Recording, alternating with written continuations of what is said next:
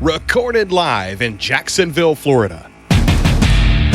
This is Trivial Warfare. More than just a pub quiz, Trivial Warfare is your gateway to a worldwide trivia community. Join your hosts, Jonathan. We just described Ric Flair as Neanderthal Man and Planet of the Apes. Carmela. That would irritate the hell out. I'm like, I just want my groceries. My ice cream is melting. Ben. 4 halogens in that list? Oh my God. You're like, it's not the halogens. I'm like, no, Ben, no. Those damn halogens got me again. Aaron. I haven't started cooking more, but I have started thinking about cooking more, so I've looked at a lot of recipes for things. Mostly cocktails. Zakia. I'm a very happy evil genius. Yeah. And Nick. For all the listeners out there, if you spend enough money, you can be where I am today. And the rest of the Trivial Warfare Army for another week of fun and games. Now here's your host, Jonathan Oakes. Hello and welcome back to another episode of Trivial Warfare. We are the podcast that takes the pub quiz out of the pub and brings it home to you. My name is Jonathan. I am here today with Nikki Bates. Hello, Nikki. Hi, Jonathan. Nikki, I'm nervous. I am extremely Is it because I'm drinking lukewarm liquids again? No, I don't care if you drink lukewarm liquids. If you want to damage your own internal systems, that's fine. That's not fun. Why are you nervous about me? I'm freaked out because we switched from Skype to Zoom because Skype is going away. That means Zoom is doing the recording because I can't do the record the way that I used to, which means I can't see the WAV files when they're being recorded, so I don't know how the recording is sounding based on what I can see. I just have to trust that it's fine, and it's scaring the hell out of me. There's always going to be that moment of panic when you close the Zoom, when it's like, okay, your files are generating now, and I usually hold my breath or cross my fingers and toes during that part, like, please don't corrupt, Right? Don't have an issue, please. Yes. So I hope this comes out okay. This is our first time in a long time, and the ones that we did previously I didn't like because of a certain issue that has been resolved. So, since this is our first foray into Zoom as well, should we do all of the old tropes, like leave myself muted, and then if you're gonna share your screen, please announce it? No. I'm sharing my screen. Is it working? God help me. I work all week. I don't need that here. Thank you, though. Thank you. I love your suggestion. Okay, we have great guests today. I want to introduce them right now. First up, Mr. Paul Osborne is with us today. Hello, Paul. Hello, Jonathan. Good evening. How are you today? I'm great, thank you. How are you? It is good to have you here. I'm doing well.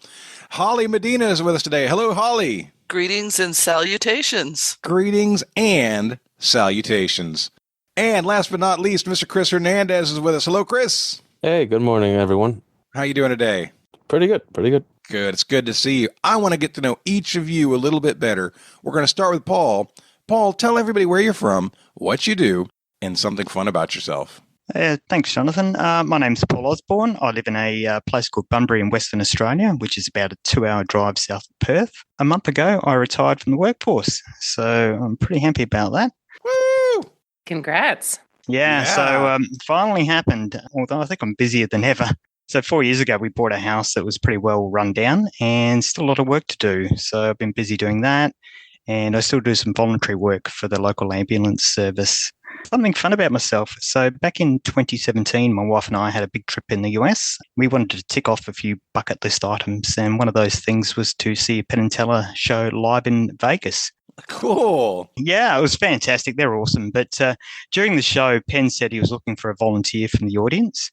And he started walking down the aisle. So I did the unhanded thing. I'm pointing underneath at my wife, and he looked straight at me, and he spotted me doing this, and he goes, "You, sir," and come on up. You know? So, oh, no, just dumped myself in it.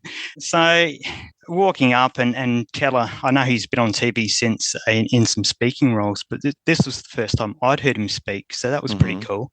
So he introduced himself, and he just said, we'll this is how we're going to do it. Penn will guide you around this crosses on the stage floor. Just stand on that and you'll be fine. We'll have a bit of fun. So anyway, we're up on stage, and the skit they did was with a fake metal detector. They've done that a few times. You might have seen it on their TV show or on YouTube. So if you do know their work, they do like to make some political statements. So there's one part where we're sort of ripping on the TSA a bit, and Penn hands me a small metal, dangerous-looking bit of metal, and he says, "Tell the audience what's written on that." And I said, "Well, it's a Bill of Rights." And he says, "Yeah, that's right." And he said, "I could be arrested for trying to take that through airport security because it's a piece of metal and looks pretty sharp.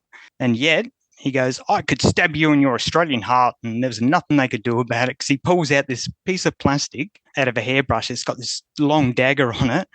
And he puts his hand around my neck and starts pretending to stab me. And it's all a heap of fun. So anyway, this went on for a while. They did a few other tricks. And the thing that blew me away right at the end of it, they hold up a sheet. And then this lady appears from out of nowhere. Now, the funny thing was, like, in the audience, you think, well, how did that happen? But I was standing right there next to them. Mm-hmm. I could see behind the sheet, and I still have no idea how they did it. It just happened. It was so quick. But yeah, that was a heap of fun. Wait, what did they do with the sheet? Yes, they held it up, and this lady appears from behind she it. Just appeared? Yeah, she appears, and then they pull it down, and there she is standing there. So, it's... Wait, you can see behind the sheet? Yes, and I still have no idea how they did that. She was just there. It's like, wow. That's amazing. I know. I could not get over that. Like I say, you see it on TV, and it's like, oh, okay, that's pretty good, but no idea. That's impressive. But yeah, that was a heap of fun. And after the show, we went out in the lobby, and the guys come out, and they like to meet the fans, and Chella grabbed some phone off me, and we get selfies. And yeah, so that was pretty awesome, hey? That's very cool, man. So fun. Oh, well, we are super glad you're here, Paul. Thanks for joining us. Thank you. Hollie, tell everybody where you're from, what you do, and something fun about yourself. So I live in the greater Albuquerque, New Mexico area. Been in New Mexico for a long time, but originally from Michigan and California. Mm-hmm. I work at the University of New Mexico. I've been there 22, 23 years, getting ready to retire in a couple of years. So there is hope. I work in middle management. I manage resident physicians and do credentialing and licensing. And something fun about myself, my husband and I last fall made our first trip to Europe. We went on a Mediterranean cruise and went to Turkey and Greece and Italy. It's been a lifelong dream to see active volcanoes. Ooh. So we sailed by Stromboli, which was no lava was coming out, but plenty of smoke. And then we did a trip up to Mount Etna and saw some of Mount Etna.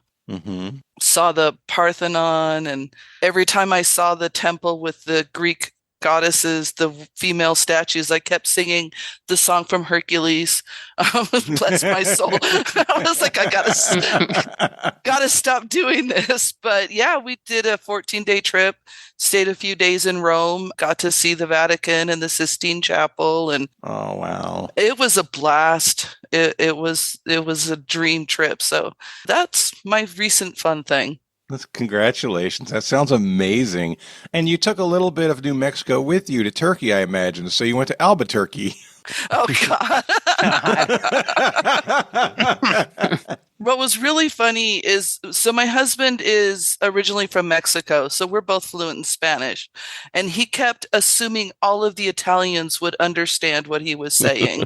And none of them were looking. None of them understood a word he said. Not a word? Really? No. And except for there was a guy in Kusadasi, Turkey that was fluent in Spanish. So my husband and him had a blast, and I feel like they might have been putting him on a little bit because here's why I say that. My mother is Mexican, and she visited Rome and a few other places in Italy, and she's like, Jonathan, I felt like everybody understood me. Like, I mean, it wasn't easy, but the languages are so close that I could communicate. I was like, really? I had no idea. That's what he assumed, but maybe it was just the people that we were communicating with, and it was hilarious. And we went to a grocery store to find eggs. I didn't know the Italian word for eggs, and so I found it in my Google Translate, and I told the girl, "Scusi," and I pointed to the word for eggs, like uvoa, and she goes, "Oh, eggs." I love She it. wanted to show off her English. I guess. I love it. Well, Hollie, we're glad you're with us. Thanks for joining us today. And Chris, tell everybody where you're from, what you do, and something fun about yourself. Hi, yes, I am here in beautiful Garfield, New Jersey. I am a real estate attorney. And something fun about myself, I have lived in the 3 most densely populated cities in the United States. Oh, no. That sounds awful. All of them are in New Jersey. Are they really? Yep, all 3 of them. And What they're are all they? in the same county, and they all border each other. So it's What are they? The top one is Gothenburg, which is a very small little municipality, about 12 blocks squared, but it has 2 giant residential buildings in it, like big towers, so it skews everything. The other 2 are West New York and Union City, New Jersey. So it's a really densely populated county. It's Hudson County, right across the river from New York, but yeah. So That's where I lots of grew up. people live there because they have jobs in New York City or whatever, but these towns are so small that, or physically small, Yeah. so just any number of people is a lot of people, huh? Yeah, New Jersey has had a weird trend back years ago where it was every city subdivided into smaller municipalities. So New Jersey has something like 585 municipalities and Good what is God. pretty much a small state. So you have a lot of tiny ones where there's no business for them to be different cities, but they just are. Since this is audio, you guys can't see it, but there's 8 people pressed up against Chris behind him. It's very crowded there. It's so crowded. You're right. Oh, my goodness. Well, that's very cool. Chris, I'm so happy that you're here. We're going to have a great time today. It's going to be a blast. We're going to get started right now with Warm It Up, Chris. It's time to warm it up on Trivial Warfare today. And there's only one person who can warm it up for the TWA, and that's Chris. And sometimes Jonathan. And I am doing our Warm It Up, Chris today. So today's Warm It Up, Chris is this. I've got a list of the top 20 cereal brands in the United States based on sales from the year 2021. I want you to name as many as you can. We're going to start with Paul, go to Hollie, then Chris, then Nikki. That is our order. Paul, you get the first guess. Wow. Well, hopefully I've picked up enough off TV to know which ones are popular over there. But how about Cheerios? Cheerios, number 1 with a bullet. Good job. $435.9 million in sales. That was going to be my guess because it sits in my cabinet. Okay, let's go with Raisin Bran. Raisin Bran, 172 million has its number. You know what? I really should put numbers next to these. Hold on a second. I'm like, it's number. I don't know what number it is. I didn't number them. Raisin Bran was number 11. Good job. All right, Chris. Let's go with Cinnamon Toast Crunch. Cinnamon Toast Crunch is number 5, 344 million. Nikki. I know people are buying up those Rice Krispies to make Rice Krispie bars. Rice Krispie bars? Is that what y'all call them in Nebraska? Or Rice Krispie treats. Either one. It works. Squares. It works. Yeah, Rice Krispies number 13 on the list. Good job. Back over to Paul. Well, I've just lost 2 that I knew. My sister-in-law is from Minnesota, and she did ask me for some Cinnamon Toast Crunch if I could get hold of it for her. But is Chex? That's a cereal, isn't it? I have heard Chex of that. is a cereal, but it is not on the list. Okay. Good try. All right, Hollie. Let's try Fruit Loops. Fruit Loops is on the list. Number 7. Good job. Woohoo! Where did my Fruit Loops go? No, I don't want to type that into the chat. I want to type it into my answer sheet. Lost as loops. You know, funny thing about Fruit Loops, you don't think about it. I didn't think about it, but fruit is spelled F-R-O-O-T. Fruit Loops. It was only when I wrote it down that I learned that. All right, Chris, your turn. Well, they have to be on the list because they're great. So let's go with Frosted Flakes. Frosted Flakes are great. Number 3 on the list, 412 million. Over to Nikki. Let's say Honey Nut Cheerios. Good get. Number 2 on the list with 421.7 million, Honey Nut Cheerios. Cheerios is dominating all cereal. They have the number 1 and number 2 highest selling cereals in the U.S. The U.S. I said U.S. We're superlative. We're the cerealist country. All right, Paul, back to you. How about Lucky Charms? Are they still a thing? Lucky Charms, number 6 on the list, 283 million. Good job. I don't know if this is on there or not, but Frosted Mini Wheats. Frosted Mini Wheats is number 8 on the list. Ooh. Lots of people like Frosted Mini Wheats, including me. Including me. There we go. Chris, your turn. You guys are doing great. You guys are doing great. That was pretty good. Thank you. Let's go with the menace to everyone's roof of their mouths, Cap'n Crunch. Oh, yeah. Could you be more specific?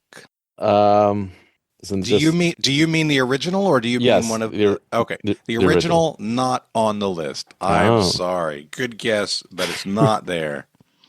Nikki. I will piggyback on that. And speaking of the roof of your mouth, I'm going to say it's Peanut Butter Crunch. Peanut Butter Crunch, not on the list. What? All right, Paul, over to you. How about the Breakfast of Champions, Wheaties? Wheaties, you know what? There are not that many champions in the U.S. anymore. It's not on the list. It's a real shame, honestly. All right, we have 3 misses in a row. Holly, can you get us right back on track? Probably not. I think you can. Let me think. I have no idea what the other crunches are other than Crunch Berry, Captain Crunch Berry. Is that your guess? Yes. Number 17 on the list, Captain Crunch Berries. All right, I take issue with American consumers then, because Peanut Butter Crunch, far superior. I like Peanut Butter Crunch. I like Crunch Berries. They are equivalent in different ways for me. But I respect your opinion. Chris, your turn. Let's go with Fruity Pebbles. Fruity Pebbles. We've unlocked the Pebbles portion here. That is number 10 on the list, 172 million. Good job. Nikki. How about Trix? Trix is not on the list. Probably because of those stupid Fruity Pebbles taking the spot for the fruit cereals. I think it might be because it's for kids. So none of the adults ever eat it. Silly, Nikki. Trix are for kids. Yeah, Trix is probably, out of the ones that are just popular kids cereals, that's probably the biggest omission. Okay, one last time around. You guys have done really well. Paul, you're up. How about cornflakes? Are they popular? Cornflakes, I don't know that I would call them popular, but they are number 19 on the list. Oh, there we go. You did very well. This morning, I went through the list with Sarah, and she guessed cornflakes. And then when I revealed that Frosted Flakes was number 3, she's like, aren't those the same thing?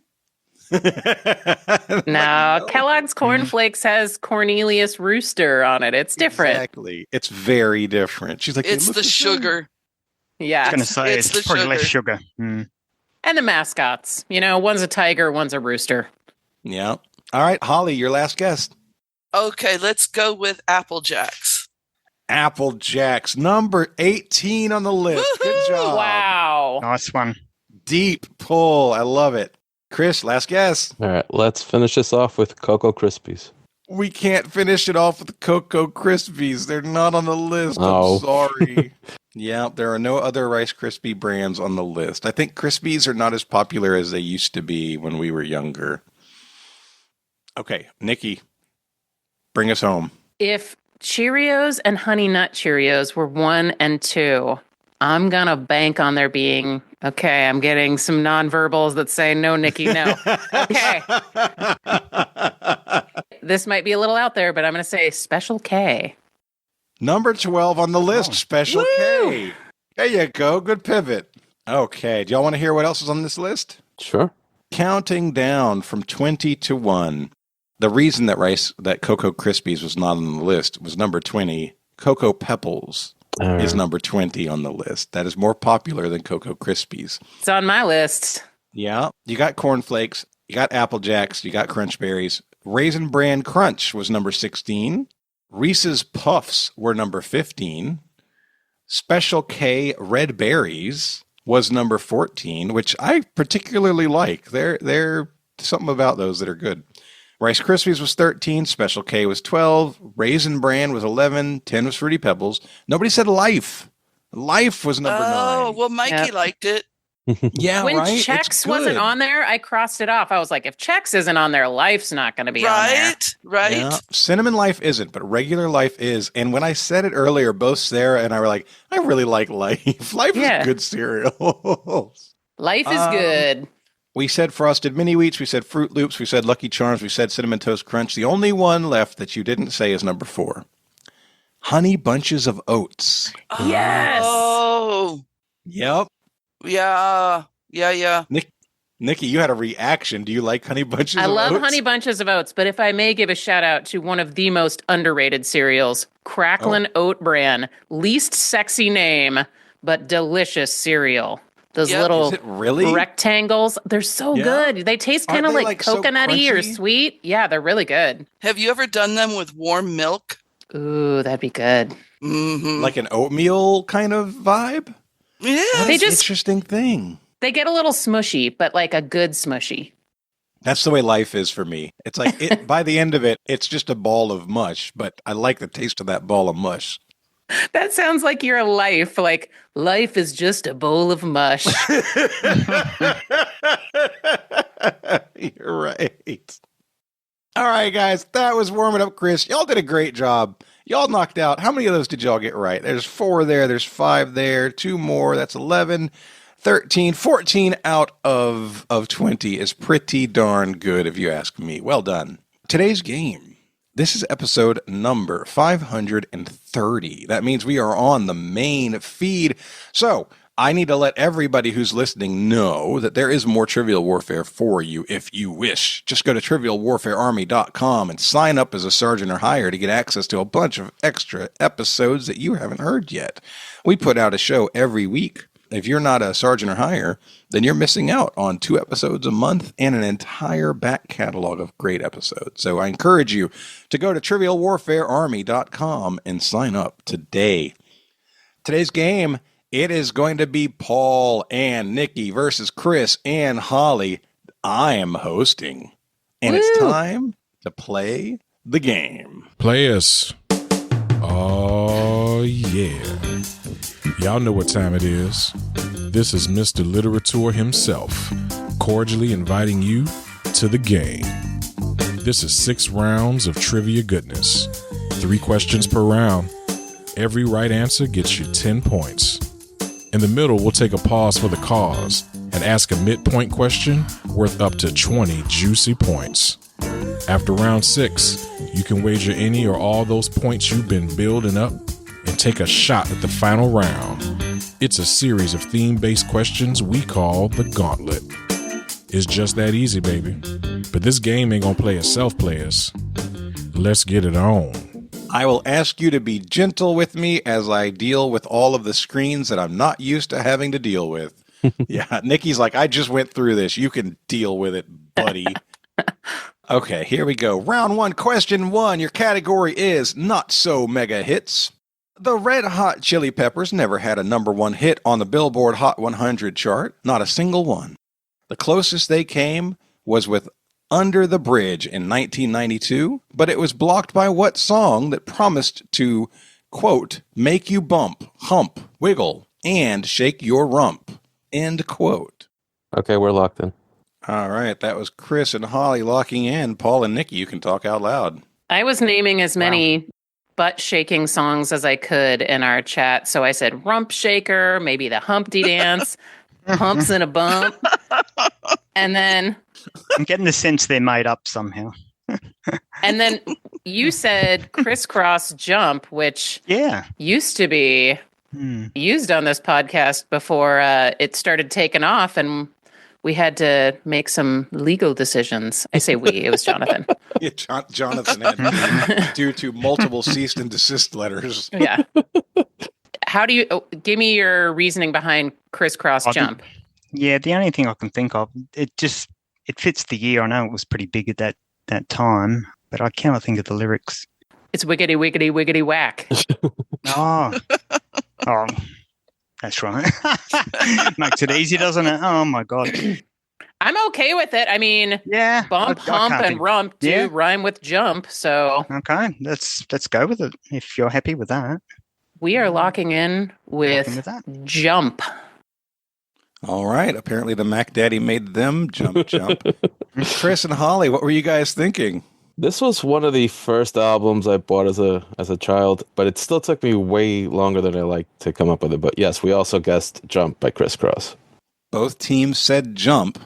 The correct answer is Jump by Criss Cross. Wow. Yay! Good job. I like how that was the first one after Warm It Up, too. Yeah, I really liked how y'all picked up on the clue, which was obviously the rhyming there. That was beautiful. Well done. We're off to a good start. Round 1, question 2. Your category is characters. Characters. John Burstein is best known for playing what character he created in 1975. This character, known as the Superhero of Health, was commonly seen in a unitard that showed various organs and organ systems and where they would be located on the body or in the body. I can see this in my mind. We used to watch this as kids. And yes, I was there in 75. We're locked. All right, Nikki and Paul have locked in. Hollie and Chris, you guys can talk out loud. Yeah, I have no idea on this. My brain keeps going to Jack LaLanne, and that is not who this is. And I can see rowboats being pulled across the San Francisco Bay. But, I watched this as a child. I watched this. And it's the only word that's coming to my mind is body. And I do not think it's Mr. Body. That's from Clue. Well, yeah. Oh, man. I got nothing. I got nothing. Yeah, I don't have anything. This is before I was born. I don't think it survived into my childhood. So no, it did not. It did not. Want to just lock in with Bodyman and let's just do it. Okay. Yeah. What are you locking in with? Bodyman. Bodyman. All right. We have Bodyman from Hollie and Chris, Nikki and Paul. Tell us what you were thinking. I'd like to call your attention to my PBS shirts. Yeah. Ooh. Because it was a PBS show. That is where I first encountered Slim Goodbody. Oh, wow. I've never heard of that in my entire life. Your correct answer is Slim Goodbody. Hollie, you were so close. I was there. I'm telling you, in the correct answer column, the name is Slim Goodbody, except the answer Mr. Goodbody. If somebody had said Mr. Goodbody, you would have gotten credit.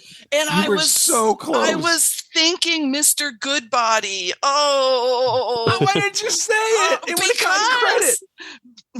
Well, I think the reason that I don't have a good body is because I was thinking Mr. Goodbar when you said that. Yes. By the way, Mr. Goodbody, Slim Goodbody, appeared in a Radio Shack Super Bowl commercial in 2014. What? I don't remember that. This conjunction of facts blew me away because Radio Shack was advertising during the Super Bowl in 2014, and their choice was Slim Goodbody. And it's like, that is less than 15 years ago, and it feels like it's from 100 years ago. Maybe they were going for nostalgia. Remember Radio Shack? Remember us? Remember Slim Goodbody? It's like, we're still here. They shot the commercial in a circuit city. All right. Round 1, question 3. Your category is not hidden. Not hidden. A book titled Perfect Summer from what book series was the first paperback young adult fiction title to become a New York Times bestseller? Man, I really wish you had a time period in this. I'd be happy to give you a time period if y'all both want it. Yes. We will definitely take it. Would both teams like a time period? Yes. I do. Paul, do you? Yeah, I'm happy. Let me look up the exact year for you. It looks like 1985. All right, So we're going to lock in. Nikki and Paul, you got about a minute and a half left to talk out loud. Okay, we ruled out Hardy Boys and Nancy Drew. That's too early. Yeah. We talked about Babysitter's Club or Goosebumps is about the right time period. I can't think of anything that fits that clue. Not hidden. No, me neither. Like, obvious. In plain sight. You got anything? What's the answer, Paul? Yeah, should we go with Babysitter's Club? I can't think of anything else that would be around that era, but it doesn't quite fit the clue, but I can't think of anything else. We've got... How much time do you have left? 15 seconds. I don't know. I'm inclined to go with Babysitter's Club or Goosebumps because I don't think we're hitting on it. So you can go ahead and pick one, Paul. Oh, we'll go Babysitter's Club. Okay. Locking in with Babysitter's Club. Right on time. Okay, Babysitter's Club from Paul and Nikki. Chris and Holly, what did you guys say? So we didn't have a clue either. Based on the category name, we just chose In Plain Sight because it's not hidden. All right. We have In Plain Sight versus the Babysitter's Club. I can tell you that neither team got it correct. Oh, surprise. One team did say the right answer in the chat. You're going to be frustrated at me for the category because you needed to get at least a little bit deep into the idea and the category would confirm it for you. But it wasn't going to be a direct lead to it. The correct answer is Sweet Valley High. Oh. When you think the answer is Sweet Valley High. Hidden Valley. Hidden Valley is the other famous valley that you got there. As a Midwesterner, I should have picked up on a ranch clue. It's a ranch clue. It's not Hidden Valley. It's Sweet Valley. Yeah. No, Sweet Valley High was the first New York Times bestseller in the young adult fiction category as a paperback. All right, nobody got that right, but it's okay. Nikki and Paul, at the end of the round, you guys have 20. Christian and Holly, at the end of the round, you guys have 10. It is 20-10, and we're going into round 2, question 1. Your category is national parks. National parks. It's not much of a butterfly garden, but what is the name of the area in the far south end of Yosemite National Park that is the home of the giant sequoias? We're locked. So, Chris, I think that I have been to this area, and I know that up in the central coast of California, in the Monterey area, which is on the other side of the San Joaquin Valley, they had a lot of monarchs. But I recall as a young person visiting an area called Kings Canyon, up by Porterville, Visalia area, and we drove through a fallen down redwood tree. I recall seeing the General Sherman, which is a sequoia. So that's all I have. I mean, I've never been to Yosemite, so I will defer to you as someone who's actually been there. So that's the only thing I can recall. I learned how to drive a stick shift in Kings Canyon Park, which it was a gremlin. Oh, wow. A green gremlin.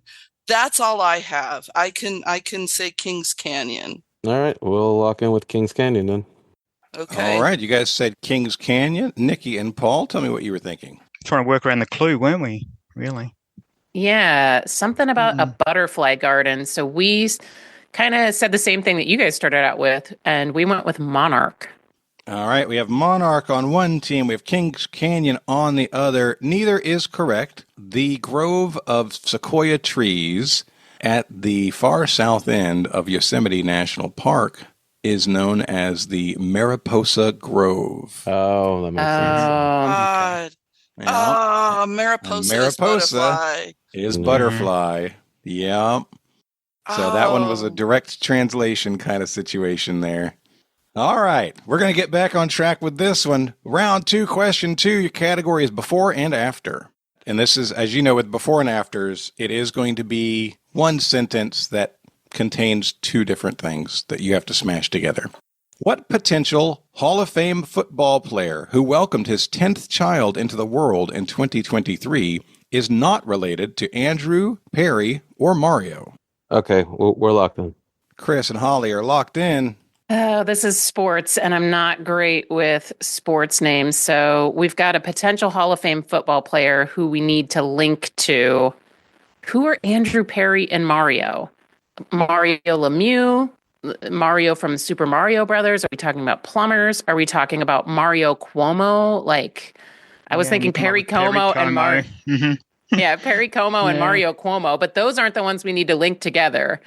We need to figure out who is that group, Andrew, Perry, or Mario. What do they have in common? And they're probably going to be the second half of whatever this is. And I wonder if the first part could be someone with like a 2 first names, you know? Mm-hmm. Doesn't have to be, but like a potential Hall of Fame football player, like a Ben Roethlisberger brothers or something. On Scrubs, Dr. Perry Cox. I don't think that's who we're talking about. No. I'm just brainstorming. Perry the Platypus. Perry the Platypus? Perry Como. These aren't like a group of crooners or something. Could this be a band? Oh, yeah, that's what I was thinking at first. But yeah, when you come out with Perry Como. It's not the Jonas Brothers. No. Andrew, Perry, and Mario. You got any potential names for either half? What that group of 3 is or who the football player is? I wouldn't even be able to pull anything. I reckon just go with, what was that name you put in there, Nikki? Mario Lemieux. I was just trying to think of who, like, could those be all hockey players or something? Like if they were the Maple Leafs and then the football player was like John Maple or something. But all right, I need y'all to swing around to an answer here. All right. You want to just... All right, we're going to say... Maybe a Lucky Johnson. Ndamukong Suzy Q. Sounds good. I like it. I want to write that before and after. That's a good one. I love that. All right, Chris and Holly, what were you guys thinking? All right, so I locked in on the fact that these were all Cuomos at the end. So it all hinged on me finding a 4th Cuomo not on the list. The only one I could come up with, it was Rivers Cuomo from Weezer. So we went with Philip Rivers Cuomo. Your correct answer is Philip Rivers Cuomo. Oh. Well done. Well done. And Nikki, I know that you correctly identified that Perry Como is not quite a Cuomo, but there are lots of questions on the internet as to whether or not Rivers Cuomo and Perry Como are related. And obviously he has the same last name as the brothers Andrew and Mario Cuomo. So you use that part to get to Cuomo, which what are the other Cuomos you know? The only one is Rivers, like Chris said, and that takes you to Philip Rivers Cuomo. I mean, if it was good enough for you guys to get to it, then clearly the clue was there, but I just couldn't get there. Yeah, and that was all hard Chris. to listen to. By the way, Chris and Holly have a funny style in their chat. Holly starts brainstorming. Chris doesn't say anything. He is absolutely silent, and she's just going. And then he's like, the best I have is this. And that's the only thing he'll say. And when he does it, it's the right answer. But she's just sitting there. I hope he's going to say something because I'm working on it here. I'm waiting for the dots.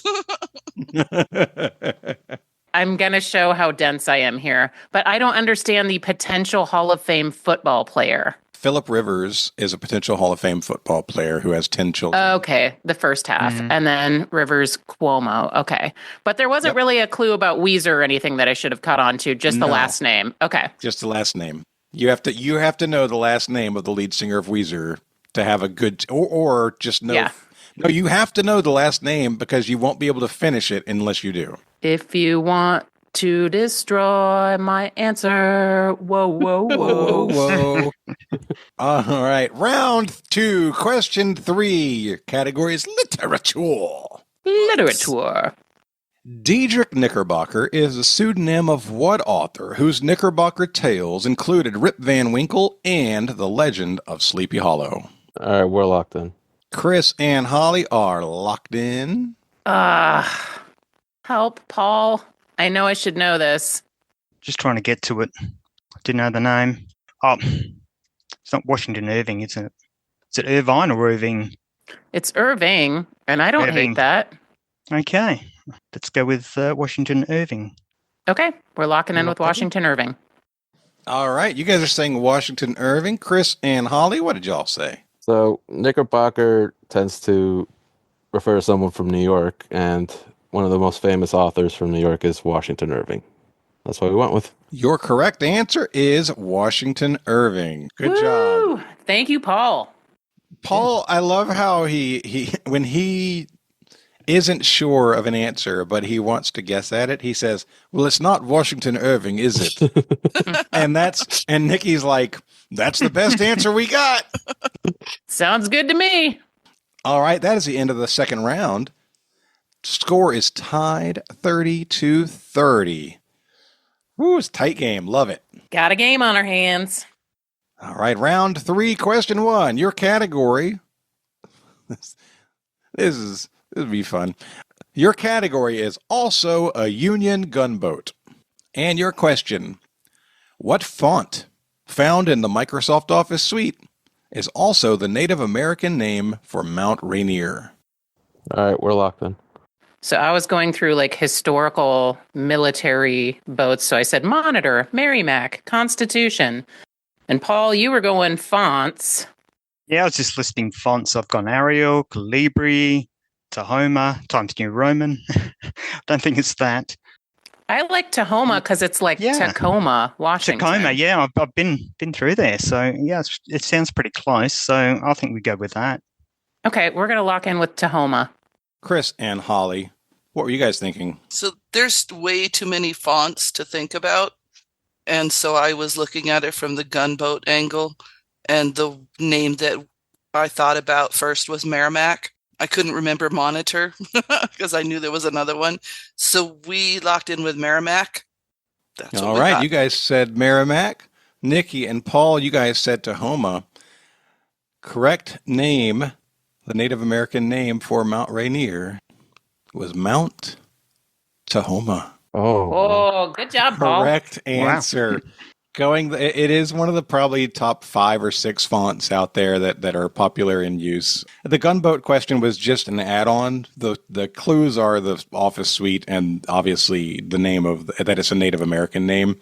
But it was also the USS Tahoma was a Union gunboat in the Civil War. I know McKinley is Denali, but did you know that before that it was Mount Wingdings?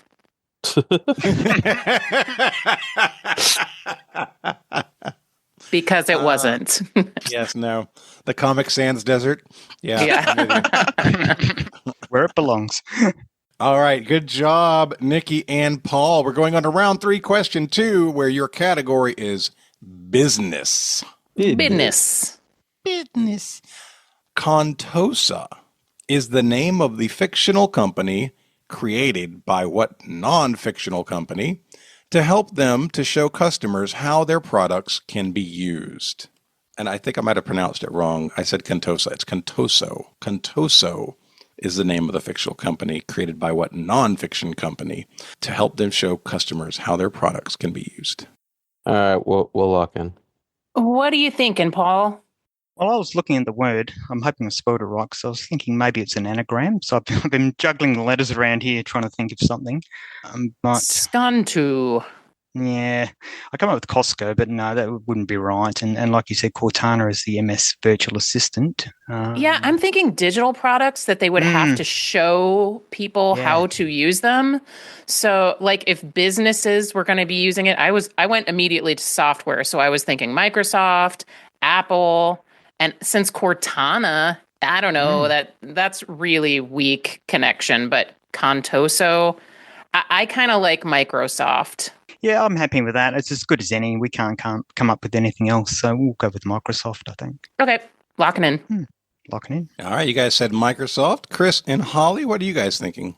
We were thinking that this had to have been something that you would appear in like a tutorial when you're like trying to sell a product or showing people how to use it. And the only thing I can think of that like companies would use would be like QuickBooks. I mean, I'm terrible with my accounting, but I do have QuickBooks. I don't recall this being a company, but it was our best guess. So QuickBooks. All right. You guys said QuickBooks. Nikki and Paul, you guys said Microsoft. Chris, you're on the right track. It is a software, and it is to show how to use different features. If this is Zoom. That would be so funny. The place where you're going to see this most often are in tutorials for Microsoft Excel. Oh, okay. Yep. It is the default company. Whenever you go into any kind of training for Excel, it's always Contoso Inc., Contoso Limited, Contoso, blah, blah, blah. So do we get credit for correct. Microsoft? Yes, Microsoft is the right answer. Okay, well, you were saying Excel, so I didn't know Excel's if we not were the like... company. Yeah, that's... Oh, okay. Yeah, Microsoft shout is out to definitely my the company. Connections League team, the Excel files. Good job figuring that out, guys. Nice. All right, round 3, question 3. Your category is Tribond. All right. I've got a Tribond for you. You guys know how this works, so it's going to be very plain and simple. Your 3 words are Oliver, Barney, and Chris. Oliver, Barney, and Chris. I'm going to give both teams a simple clue. You're not looking for one last name. You're looking for a connection. Okay, both of you, I think that will help you. Okay. We've got 1 minute left. Okay, we're locked. All right, Nikki and Paul are locked in. Hollie and Chris, you can talk it out, but you got 15 seconds. Yeah, we're pretty lost on this. I guess we're gonna lock in with characters on How I Met Your Mother. That's the best we got. All right, you guys are saying How I Met Your Mother. Nikki and Paul, talk me through your thought process. Well, we knew we weren't looking for the same last name, so we were trying to think of a category that the last names could fit into. So, like if it was Oliver North, maybe all of these had cardinal directions for last names. Or for Barney, I thought of Barney Fife, and so maybe these are musical instrument last names. Maybe there's an Oliver Flute out there. I don't know. I couldn't think of anything else. Both sort of fitted. I just said go with musical instruments as a bit of a Hail Mary. Unless, oh, no. Oh, you've just thought of it. I did, and we were on the right track, and I should have gone with one of my other Barneys. You have locked in already, right? Did you think of something else? I don't see anything in the chat there, but the answers are locked in. We had How I Met Your Mother versus musical instruments. What have you thought of, Nikki? I thought of Oliver Stone and Barney Rubble. Is there a Chris and Chris Rock? Rock. Oh, yeah. Oh God. Ding, ding, ding. And we this question. Man. I'm so frustrated watching y'all. It's so You know what? Chris said Barney Rubble. They did too. You know what? I said Barney Rubble. Nobody named any Chris's. There are Olivers. The problem is there's so many Chris's. So many. So many. You named lots of Olivers. Chris's. You named Barney's. Nobody in either chat took even a second to name Chris's. You know what? So many I should have Chris's. been a little bolder. Nice. Freshman year of college, there were 7 Chris's on our floor. I had to go by a completely different name because of it. So Yeah. there's no point I get it. Your correct answer are characters and people whose last names are types of rocks. Oh. That did not rock. I was so sad. I felt like this was a fun one, and y'all didn't get there. And I should have just waited. I should have waited just a little longer to lock in. Oh gosh, yeah. Nobody. The connection you needed was either Chris Rock or Oliver Stone, and either team. If either of you had gone there, you would have connected it to Barney and gotten it right. Oh well. That was terrible. At the end of the third round, Nikki and Paul are winning 50-30. Here we go. We're going into the midpoint. This midpoint has a category. The category is I Have a Dream. I have a dream. I have a dream. It's not a clue. Don't worry about it. The top 10 highest earning DreamWorks movies at the global box office are comprised of movies from only 5 different franchises. I want you to name the 5 franchises that occur in the top 10 all-time global earnings for DreamWorks movies. Just as a clarification for anybody, franchises in this case is defined as sets of movies with their own primary name. So if spin-offs have their own names, then they're their own franchise. That doesn't mean anything's right or wrong, but I just want you to make sure that you're not eliminating things inappropriately. Okay, we're locked in. Paul, you just said Madagascar, and I'm like, oh, that's totally how we got to the Chris Rock question. I like Madagascar. I like Shrek. I like Shrek Ice Age. Yep, there's been about Minions. 3 or 4 of those. Yep, Minions. And then for the last one, do you want to do, since we only have a few more seconds, we should probably pick either Puss in Boots, Secret Life of Pets, or Sing. Time is up. Secret Life of Pets, I think. Okay, that's what we'll go with. And Chris and Holly, what were your answers? All right, we went with Shrek, How to Train Your Dragon, Despicable Me, Minions, and Puss in Boots. Give me 1 second. You said Shrek, Despicable Me, Puss in Boots, How to Train Your Dragon, and Minions. Yeah. Thank you very much. Okay. I'm worried because of the spin-off stuff. Because like Shrek Shrek spun off Puss in Boots and Despicable Me spun off Minions, and you made that clarification, and now I'm like, uh-oh. Yeah, and you guys weirdly said Minions and not Despicable Me, which I was like, if you're going to name one, well, how did the other one not get there? Because I was putting it all into one category in my head. Even after the clarification? Yeah, my head had it together, and then he gave the clarification, and my brain split them. Yeah. Well, I can tell you a few things. The Ice Age films were produced by Blue Sky Studios. Oh. Minions and Despicable Me are produced by the Illumination Studio. Yeah, it's not, it might have been DreamWorks. Not even DreamWorks anyway. DreamWorks' top 10 movies consist of these 5 franchises. Shrek. Shrek 2, 3, and Forever After appear on their list. Madagascar 1, 2, and 3 on the list. Kung Fu Panda 1 and 2 I forgot on the about list. that. Yeah. Then How to Train Your Dragon 2. So How to Train Your Dragon is a correct answer. And last but not least, The Croods. Croods. Oh, really? Croods Really? movie. Yes, absolutely. Oh. So, and Puss in Boots is a little bit lower. It's like 13th or 12th or something like that. So the correct answers would have been Shrek, Madagascar, Kung Fu Panda, How to Train Your Dragon, and The Croods. Both teams got 2 correct. So the score coming out of the midpoint is 58-38. Nikki and Paul are in the lead. Okay. Moving on to round 4, question 1. Your category is Hatchet Granny. Hatchet Granny. Do we want a Sherlock? Do you have something for that you like? Not really. Oh, hang on. Nah. I just heard this. Dang it. I can't Sherlock. All right, time is up for Sherlocking. Here's your question.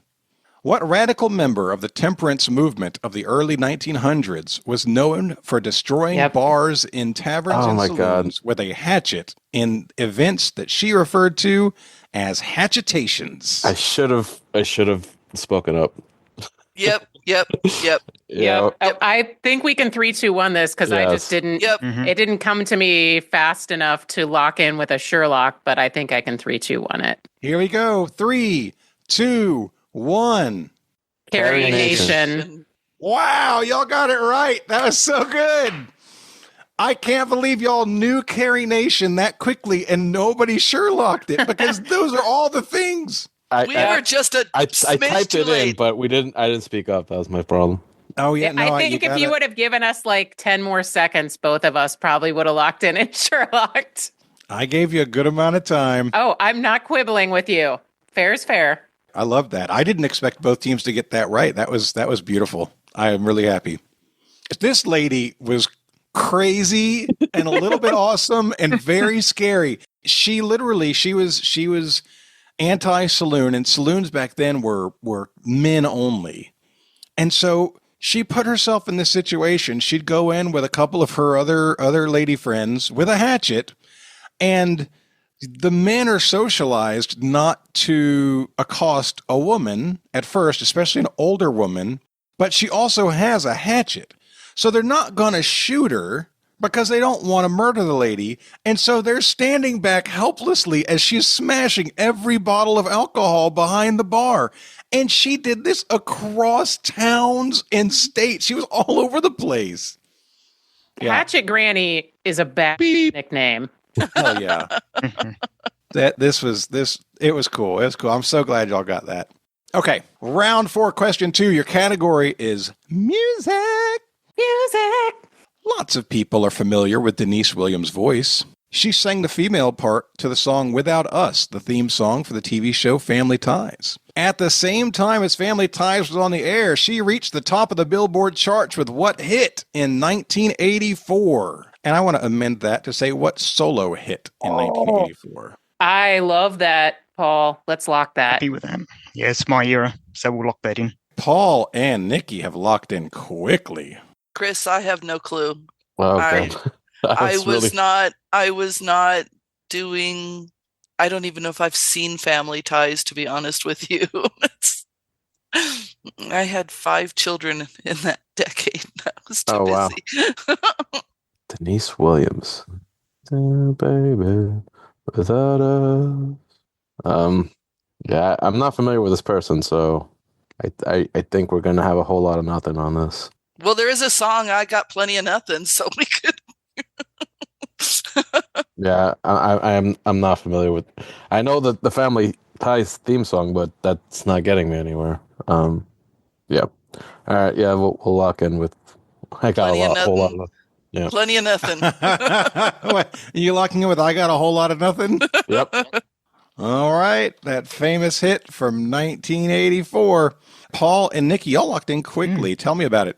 Yeah, well, since I heard that, I did want to leap and dance around the room because that is from my era, and that is from the Footloose movie, and the song was Let's Hear It for the Boy. Oh, okay. Yeah. Let's hear it for my baby. You gotta give the boy a hand. You got it right. Good job. Nice work. I have heard that song. Of course you have. It was a big hit. It blew me away because I was looking at this lady and she did the theme song Without Us was done with Johnny Mathis. And she had another hit with Johnny Mathis around the same time. But that was a big hit in 84. And so I wanted to ask about that. It was a lot of fun. Okay. Round 4, question 3. Your category is this. Did Ja Rule name this? All right. Do I have any Sherlocks? All right. Yeah. Let's try this. The Sherlock with fire. What? No. You don't say. You don't say yours out loud. You type it. Just say I'm Sherlocking in, and you type it in the chat. I'm so sorry. It's all right. Go ahead and type it in the chat. And this doesn't have to be this is not your locked-in answer. You will be able to answer what you want, but this is your Sherlock. Okay. Yeah. I honestly thought you were saying that as if I'm locking in with thunder. I think time is up on Sherlocking, so here we go. What was the name of the enforcement arm of the National Crime Syndicate that included the Italian-American Mafia and the Jewish mob that was active from 1929 to 1941? I've got meow meows on this, I think. Ooh, we got meow meows from Chris. Oh my God, my hammer's all the way across the room. Uno momento. Meow meow.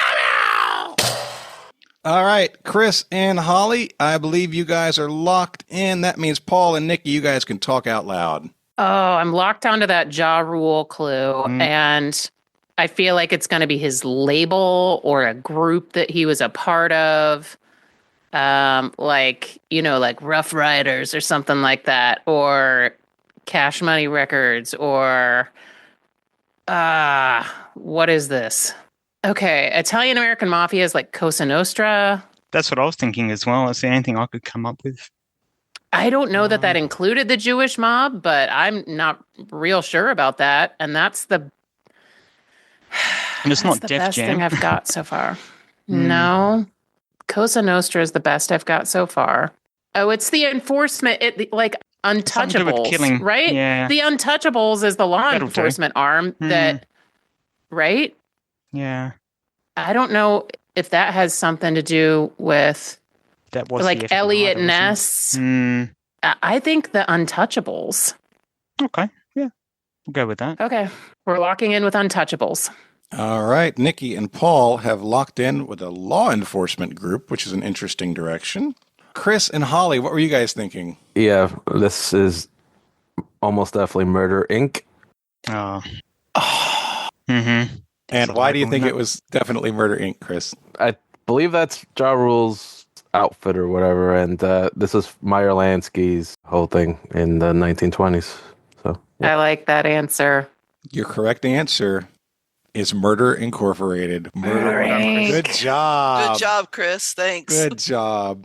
Now, I know Chris Hollister, as he's listening to this, his mind is going the same place I am, and it's that West Wing episode with Toby Ziegler's dad. Guess what episode I watched that inspired this question? Dang it! That's exactly what inspired this question.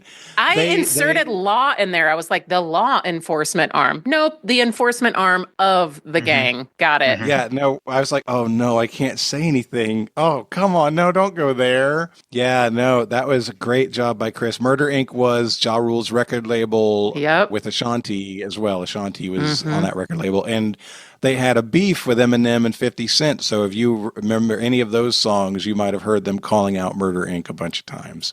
Yeah, and yes, Murder Inc., the mob, was responsible for over 100 contract killings between 1929 and 1941. Good question. I wish I would have thought of that. That was a big one for Chris and Hollie, too. I love it. Okay, at the end of round 4, the score is 78-58. Nikki and Paul maintain their lead. Round 5, question 1. The category is in the year 2000. In the year 2000. Somehow I knew that someone would do that. I got a math question for you, kind of, sort of. Grigori Perelman is a mathematician known for solving the Poincaré conjecture and for rejecting the Fields Medal and what other mathematical prize awarded by the Clay Mathematics Institute for solving one of their 7 unsolvable problems first published in the year 2000. Oh, I know I've heard of this. Yeah, me too. The actual spelling of the conjecture is in the parentheses. I have it spelled out phonetically for myself. We're locked in. All right, Hollie and Chris are locked in. That means Nikki and Paul can talk out loud. Yeah, I think we were fishing around with something. We just, I can't pull this, but Nikki's come up with the Impossible Prize and the Genius Prize. Do you like either of those? Well, no. But I've got nothing. So, yeah, let's go with Genius Prize. You're being impossible, Paul, and I'm a genius. I know. All right, we'll lock in with Genius Prize. All right, you guys said the Genius Prize. Chris and Hollie, what were y'all thinking? Well, the only thing that came into my mind and the only mathematician I can name right now is Euclid. And so we went with the Euclidean Award. All right, so you guys said the Euclidean Award. The other team said the Genius Prize. There is a Genius Grant or a Genius Fellowship, I think. That might be where you were coming up with Genius from. There was a big clue in the category. The correct answer is the Millennium Prize. I was like, the Conan Prize? So this dude was insanely interesting to me. Some flavor text. He declined the Fields Medal, which is the most prestigious, or one of, if not the most prestigious award in mathematics. He declined it saying, quote, "I'm not interested in money or fame. I don't want to be on display like an animal in a zoo." And it is reported that he refused the Millennium Prize. And both of these are big money prizes. He refused the Millennium Prize because he thought it should be shared with Richard Hamilton for his previous contributions to the solution. And he stated, The main reason is my disagreement with the organized mathematical community. So he's one of the most prestigious mathematicians of our time, and he will not allow himself to be recognized for it. So I love it. Really interesting. Yeah, Grigory Perelman, or Perelman. I'm not sure how it's pronounced. I would know if he'd accepted his prizes. He doesn't do it for the money.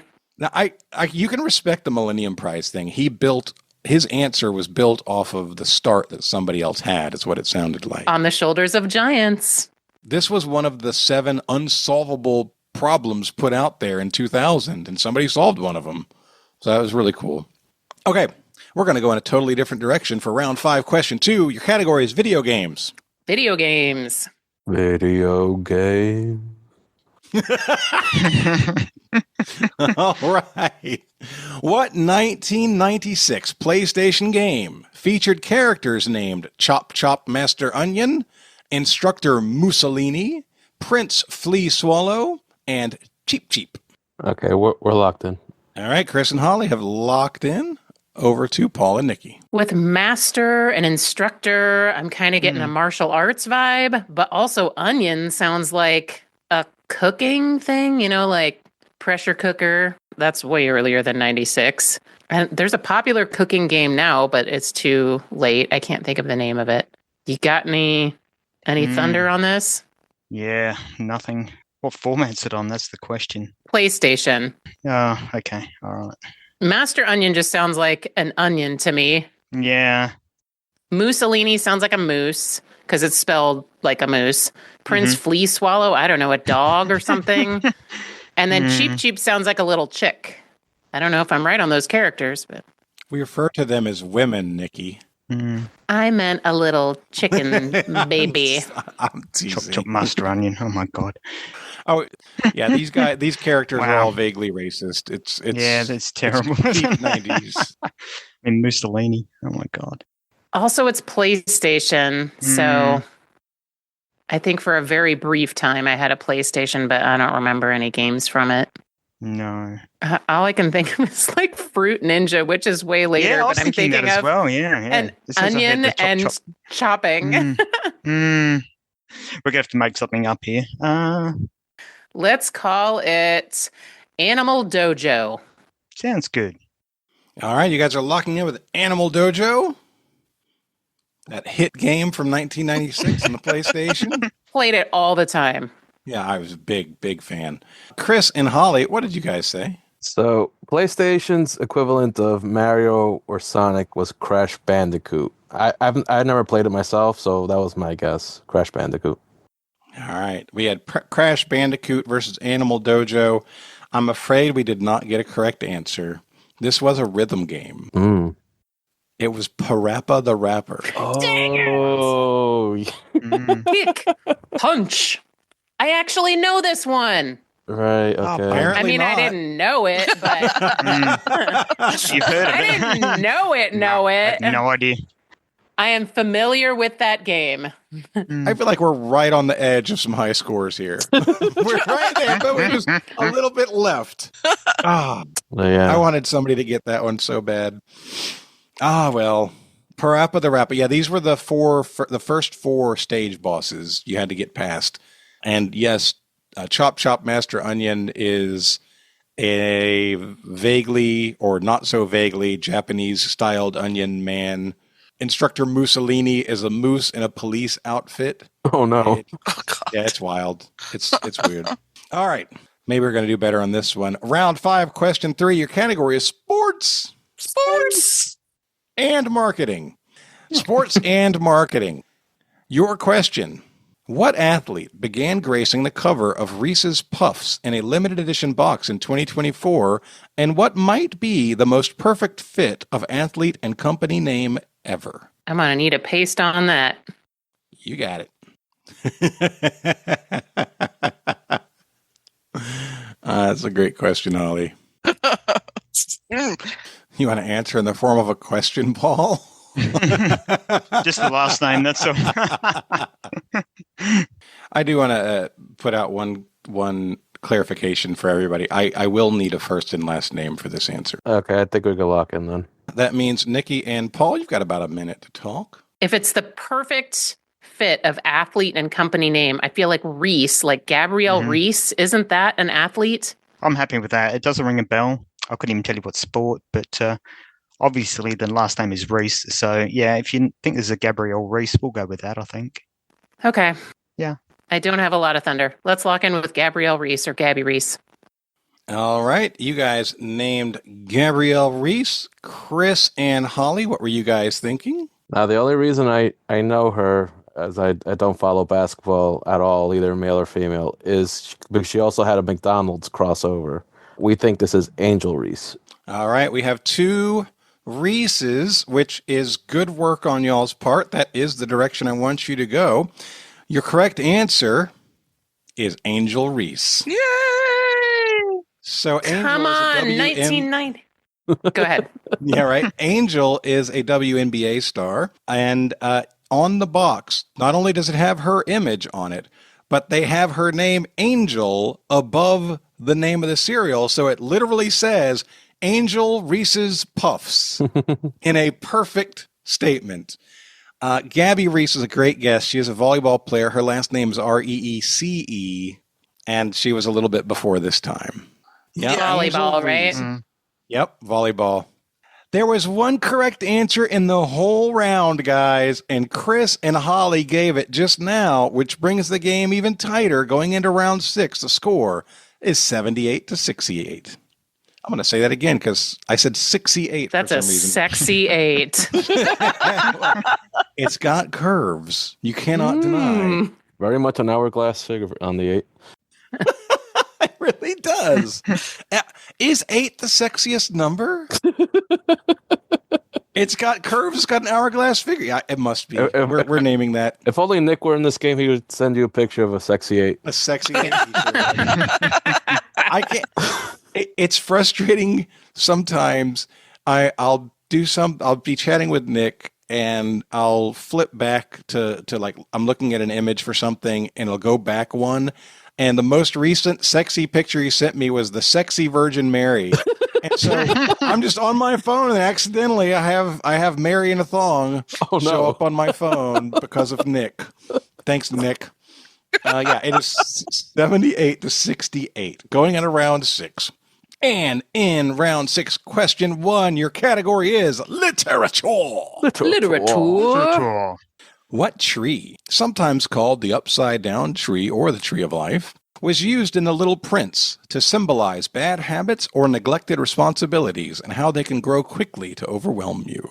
I'm asking for the name of the species of tree, not a like person's name. It's not a personified tree. It is a type of tree. What was the category? Literature. That's right. All right, we're locked in. We're locked, yeah. All right, they have locked in. Nikki and Paul, you can talk out loud. Yeah, I came up with the banyan tree first up. I know it starts with a B, and then I'm thinking of a boab. That's an Australian tree, and I know there's another one in Africa that's a similar name, but I can't think of it. Oh, yeah, Nikki's put it in there. So, yeah, how's it pronounced? Baobab? Yeah, that one I think they have like down in Namibia and like Southern Africa areas. That's the one I'm thinking of. Yeah. But that's not. So The Little Prince, that was written by a French author too, which kind of leads me away from that area. I mean, he absolutely could have been writing about a tree from another area of the world, but that was Saint Exupery or whatever was Little Prince. The French did like to do a bit of colonization in Africa, didn't they? So, yeah. Mangrove, I mean, those all connect underground, I think, but I don't think that those are, I don't even know if those are in France. I don't think so. A weeping willow is kind of an upside down-ish. Yeah. What led you to banyan? Because you said that right away. Do you have confidence in that? Yeah, they're weird because they sort of branch out and then the sort of roots go down. But I know the boabs and the baobabs, they look like they're upside down. They look like the roots are up in the air. Okay. So that's why they come up with the upside down tree. So I think we go with that. Okay. We'll lock in with baobab. Baobab? It's in the chat. I think that's the thing right. That Anyway. I typed. All right. You said baobab tree. Chris and Holly, what are you guys thinking? We discussed two different trees, and in my mind, I saw a baobab, which is what we locked in with. All right, both teams locked in with baobab. Holly, what drew you there? There is an inkling in the back of my brain of an image of that tree in the story. That's all I've got. It's been years since I have read or seen The Little Prince, but so if this is right, this is memory from the story itself. Yeah, if it's right. If That's it's wrong, cool. then we're just going to blame Alzheimer's or something. Well, I don't think that you have to worry about that yet, because the correct answer is the baobab tree. Yes. Baobab. I'm not sure, but it's Baobab. Two correct answers. Really, really great job. Yeah, Sarah, I told Sarah I want to write a question about a baobab tree, and I was going to I wrote a joke question for her because she really likes the movie Tree of Life, and I really hate the movie Tree of Life. And so I had written a question about how the baobab tree, or what tree shares the name with a terrible movie from this year starring Brad Pitt and Jessica Chastain. But she said that was not a smart thing to do. So why is that? You're learning quick, Jonathan. You're learning quick. Is that also, didn't Channing Tatum voice as part of that, or am I mixing that up with another movie? I don't know. Okay. I watched 30 minutes and I asked her to let me stop. It's a movie she really likes, and it is not a coherent story. They spent literally 5 to 6 minutes just showing nature clips of volcanoes from prehistoric times going off and psychedelic colors. Literally just in the middle of the movie, we're taking a 5-minute art break. I'm like, this sucks. I'm out. Yeah. So anyway, that's just Jonathan. That was awesome, though. I'm really glad y'all got that. Round 6, your category is neologisms. Neologisms. Yes. In his book, The Selfish Gene, Richard Dawkins coined what word, citing examples like certain melodies, catchphrases, fashion, and technology of building arches. Yeah, we're locked in. Paul and Nikki have locked in. Chris and Holly, you can talk out loud. Okay, Holly, I think this is meme. I believe I've heard that Richard Dawkins is the one that coined the phrase meme. So I will defer to your superior knowledge. You at least have some connection. I have nothing. Okay. Yeah, so we'll lock in with meme. All right, you guys have locked in with meme. Nikki and Paul, what were you thinking? Yeah, I have read that, and I know he came up with meme, so that was the first thing that jumped to mind. So we're locked in with that. You locked in with meme. The correct answer is meme. Well done. That was awesome. Yeah, a meme is, now it's defined as an image, video, or piece of text, typically humorous in nature, that's copied and spread rapidly by internet users, often with slight variations. That's current definition. The previous definition before that one came around was an element of culture or system of behavior passed from one individual to another by imitation or non-genetic means.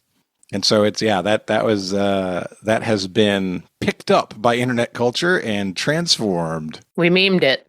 We did, didn't we? We learned it from each other. Okay, both teams have gotten both questions right in the 6th round. Round 6, question 6. Your category is music. Wait, question 6 in round 6? No. That was the words that came out. That wasn't what was in the brain. Golly. All right, round 6, question 3. Your category is music. Music. What song featured on the Reality Bites soundtrack was the first Hot 100 #1 single by an unsigned independent artist? Bonus points available. Bonus Brigade! What quirky 2012 rap song was the second? I will paste it in the chat. Now remember, I'm looking for the song names. All right, we're locked in. All right, Chris and Holly have locked in. Nikki and Paul, you can talk out loud. We were just about to lock in. Paul, you knew this Reality Bites one right away because all I could think of was My Sharona, and that's not it. Yeah, I did know this. I mean, it's a great song anyway. It was by Lisa Loeb, and the title is Stay, parentheses, I Missed You. But I remember that fun fact that she was unsigned at the time. So I'm pretty confident with that answer. But we just could not think of where it was sampled, though. Okay. Oh, it was, sorry, which rap song was second? 2012, but... I put Thrift Shop by Macklemore out there because that's year, quirky. Like yeah. I feel like it's about the right time. It's quirky. So I like that as a bonus if you're okay with that. Do you have anything else you'd like to nominate for an answer for the rap song? No, I'm happy with that. I think it's about the right era. Okay. Yeah, we'll do that. Then we're going to go Stay for the main answer and Thrift Shop for the bonus answer. All right, we have Stay and Thrift Shop. Chris and Hollie, what about you guys? Yeah, I was thinking the same. I think I messed up on the name of the song. That I knew right away it was Lisa Loeb, and it took me a bit to come up with what the song was. I said "You Say" because that's what she said, but I think that might be wrong. And then for the rap song, we went with "Old Town Road." All right, yeah, "You Say" and "Old Town Road." Your correct answers are Stay, I Missed You, and Thrift Shop. Yeah! Oh, wow. Nice work. Wow. Nice. What? Yeah, no, Macklemore famously independent in the early days. He used to talk about it a lot. And yeah, it was Lisa Loeb. She came out of nowhere with that. And that was every teenage boy's favorite song for a summer because the music video, she was so cute. It was just easy. I mean, I loved it too. And I was not a teenage boy, but I loved her little cat glasses and she had a great voice. It was such a song of the moment too. It always takes you back to the 90s when you hear it. It's good. She had such a hipster vibe 20 years before that was a thing. Right. Yep.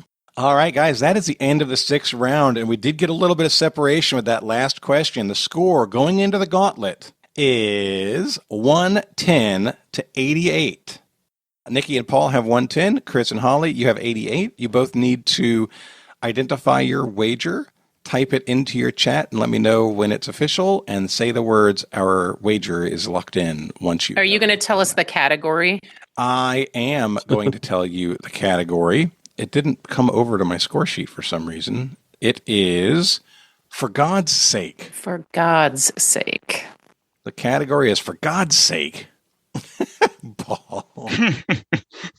Our wager is locked in. All right. Your wager is locked in. Okay, we are locked in. All right. Paul and Nikki have locked in their wager. Your category for the gauntlet was For God's Sake. Question 1. What character from the animated show Star Wars Rebels recently made their live-action debut on Disney's Ahsoka, played by Mary Elizabeth Winstead? For this question, I will accept either first name or last name. We're locked in. We're locked in. All right. Gauntlet. Question 2. In what video game does the player play as Zagreus, a character who is trying to get his parents back together, among other things? I think we're locked in. So it's too late for the first question, but I'm thinking back to the category and thinking these are going to be like mythological gods or goddess names that maybe share a name with it. So we're locked in. Question 3 in your gauntlet. What Season 4 Dancing with the Stars champion made a name for himself at the Olympics first, winning gold medals in both 2002 and 2006? We're locked in. We are also locked in. All right. Nikki and Paul are locked in. Everybody has answered all the questions that they're going to answer in today's game. I want to hear your answers, though. Let's go back to the first question of the gauntlet. I asked what character from the animated show Star Wars Rebels recently made their live-action debut on Ahsoka and was played by Mary Elizabeth Winstead. Chris and Hollie, what did you guys say? So I watched this show, but it took me a second to come up with a name. I think her name was Juno. All right, you guys locked in with Juno. Nikki and Paul, what did y'all lock in with? Well, I think we caught on to the category a little late. So we just went with Ahsoka because we hadn't seen either of these shows and we couldn't name a character. So we just went with Ahsoka. Ahsoka, okay. Question 2. I asked you, what video game did you play as Zagreus and try and get your parents back together? Nikki and Paul, what did y'all say? We said Gods of War. It's a video game. Gods of War? Mm-hmm. It is a video game. Chris and Hollie, what did y'all say? I've spent probably over 100 hours playing this game. This is the very good game called Hades. All right, you guys said Hades. And the third question, this seemed to be where it clicked for everybody. What season 4 Dancing with the Stars champion was an Olympian first, winning gold medals in 2006 and 2002? Chris and Hollie, what did y'all say? This was Apollo Ono. Y'all said Apollo Ono. Paul and Nikki, what did y'all say? Well, we had the same answer, but ours came out like Apollo, oh no, because I think we came to that category a little late. Hold on. I gotta write that. I'm gonna put oh no as a show title contender. That's great. No, that's good. That's good. I love it. All right, let's go back and find out what your answers are. I'm gonna start from reverse order. What season 4 Dancing with the Stars champion? Both teams said Apollo Ono. Both teams were correct. Good job. Yay! And yes, you did figure out the category in the middle, Nikki, right after answering. You said it before, and then y'all didn't take any time with Gods of War, and I don't know why. You went really fast, and you had said what the category was before that. I don't think I could have come up with a game that shared a name with a god or goddess, so I just went with one that had gods in it. So that's fair. That's fair. Yeah, Zagreus is the main character in the video game Hades, and yeah, one of his things that he's trying to make happen. He's trying to find his mom Persephone, and eventually gets them back together, which is very cool. It's a big because Chris is right. You have to play that game a lot. It's a roguelite game, and so you play until you die, and then you restart at the beginning with a little bit more power, and you play until you die, and then you restart again with a little more power, and you keep doing it until you make your way. It's very incremental, yeah. Yeah, it's way more fun than it sounds. Mm-hmm. And last but not least, what character was on Star Wars Rebels and Ahsoka and was played by Mary Elizabeth Winstead? Nikki and Paul, y'all said Ahsoka. Chris and Hollie, y'all said Juno. Correct answer, Hera Syndulla. Hera Syndulla. I thought you had us. Oh, wow. Is the correct answer. She is the green Twi'lek, I believe, is the race with the two long. Yeah. You guys keep pulling out these answers. I thought you were going to go 3 for 3. Yeah, I thought so too. We had no idea. I misremembered her name. When you said Juno, it hurt because it's the same. Yeah. It's just Roman versus Greek. Right. And right. I was like, oh no. All right, guys, let's get down to wagers. But actually, you know what? When the team behind misses a question, there's no chance that they're going to jump ahead unless y'all wagered something crazy. Nikki and Paul, what did you wager? We did wager something crazy. 0. They wagered 0, y'all. They were like, we're going to make them beat us. Yeah. So Nikki and Paul wagered 0. They will finish with 110. Chris and Hollie, what did y'all wager? We wagered 87. Oh, wow. 87 points. Go big or go home. If you'd have gotten Hera, you would have won the game. Man. Final score of 110-1. Nikki and Paul are your winners. Good job, guys. Good game. Good game. Good game. Well done. Good game. Oh, man, that was so close. I really, I almost wished I had rearranged those and had Zagreus the question first, and I don't know if that would have made a difference, but if I could do it again, I would have that one first. I thought that the Hera question was more accessible because it was 2 different shows over the last 10 years, but not so much apparently. I'm terrible with character names in general. At I kind of figured these were going to be gods, and for whatever reason, I remembered her as Juno in my head. So, oh, my heart broke when I saw that. I was like, oh no. Oh, good job though. Good game, y'all. That was a challenging one. Y'all did really well. I really enjoyed it. Before we go, we'd like to give everybody a chance to do shout outs and promote causes that they care about. Paul, you are today's champion, so we're going to start with you. I would like to give a shout out to a not-for-profit organisation based in Maryland. They're called Warrior Canine Connection. So they breed and raise service dogs for US veterans who've either been physically wounded or have mental health challenges such as PTSD. A few years ago, my wife and I discovered them back when we were looking for some live cams on YouTube to put on the TV instead of watching TV. And they've got cameras set up around their facility. We can watch puppies all day long, so they're pretty cute. And they're doing some great work out there. We were in Maryland last year, and we'd always planned to visit if we were ever in the area. But unfortunately, they stopped doing short-term volunteering visits around COVID, and I don't think they've started that back up again. But like I said, they're doing some amazing work out there, and it's just thought I'd raise some awareness about what those guys are doing. They do, when they do give out the dogs to a veteran, they do name the dog after a service person who was killed in action. So if we do have a spoiler thread in the Facebook group, I'll post a link to that. Absolutely. What was the name of the organization again? Warrior Canine Connection, they're called. Warrior Canine Connection. That's awesome. Thank you, Paul. No worries. All right, Holly, you can go next. Well, kind of maybe tying into Paul, if you saw my little granddaughter at the very beginning of the recording, I'm babysitting her this weekend. I have my daughter and my son-in-law are both in the Air National Guard, and this is drill weekend, and my son-in-law is in Texas for 4 or 5 months doing training. I've had a son that was in the Air Force and a son in the Marine Corps who's now law enforcement. So I just want to give a shout out to those men and women that put their lives on the line every day for our freedoms. So, and my son that's the law enforcement now had a canine companion from a group called Paws and Stripes. That was his service animal. So kind of tying in with Paul. Shout out to you guys. Outstanding. Totally agree. Thank you, Holly. All right, Chris, we're going to finish up with you. So I'll plug what I normally plug on these things. My good friend Jay Borsum's weekly trivia endeavor at the World Trivia Federation. You could access that at patreon.com/liquidcourage. It's 3 times a week, 10 questions a day.